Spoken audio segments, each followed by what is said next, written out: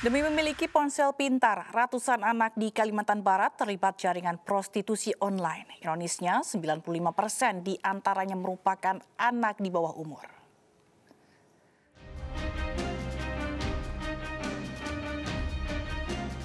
Komisi Perlindungan dan Pengawasan Anak Daerah Kalimantan Barat mengungkap jaringan prostitusi online yang melibatkan anak di bawah umur yang melibatkan ratusan anak. Kebanyakan merupakan anak dari keluarga berekonomi rendah yang rela menjajakan dirinya untuk membeli telepon pintar.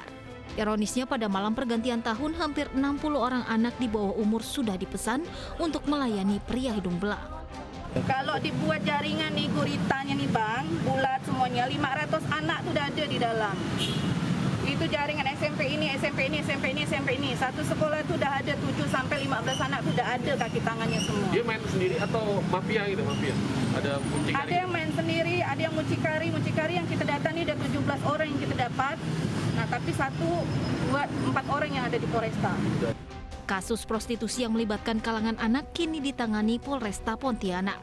Pria hidung belang yang mengeksploitasi anak terancam pasal dalam Undang-Undang Perlindungan Anak. Dari Pontianak, Kalimantan Barat, tim iNews melaporkan.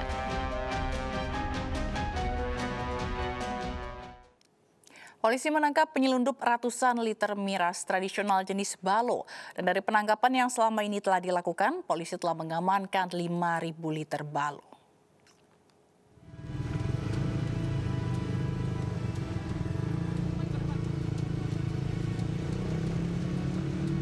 Polisi terlibat aksi kejar-kejaran dengan sebuah minibus yang membawa ratusan liter miras tradisional jenis balo. Mobil ini diduga menyelundupkan ratusan liter miras tradisional antar kabupaten yang disimpan dalam jerigen. Usai dihentikan, sopir minibus diperiksa sementara puluhan jerigen berisi miras diamankan polisi. Minuman balo ini sebagai pemicu terjadinya tindak pidana, kurang lebih 80% tindak pidana terjadi, rata-rata pelakunya sebelumnya minum balo, pemabuk karena minuman balo. Razia miras oleh jajaran Polsek di pintu masuk dan keluar kota Palopo ini berhasil menyita 5.000 liter miras tradisional. Polisi juga langsung memusnahkan barang bukti dan melanjutkan proses hukum terhadap pelaku. Dari kota Palopo, Sulawesi Selatan, Nasruddin Rubak, iNews melaporkan. Tersangka penjamretan di perumahan Grand Duta Gebang Raya, Tangerang yang viral karena tercebur di parit mulai menjalani pemeriksaan.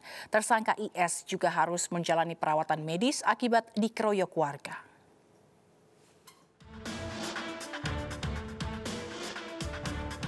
IS, tersangka kasus penjamretan yang videonya sempat viral di media sosial akibat tercebur ke parit, kini mulai menjalani pemeriksaan di Polsek Jati Uwung, Kota Tangerang.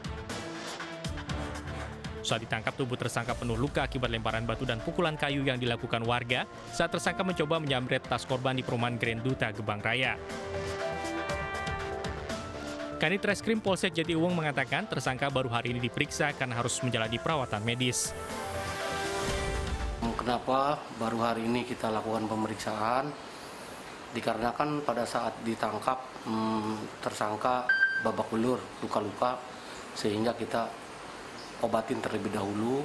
Setelah kondisinya sehat, baru kita lakukan pemeriksaan.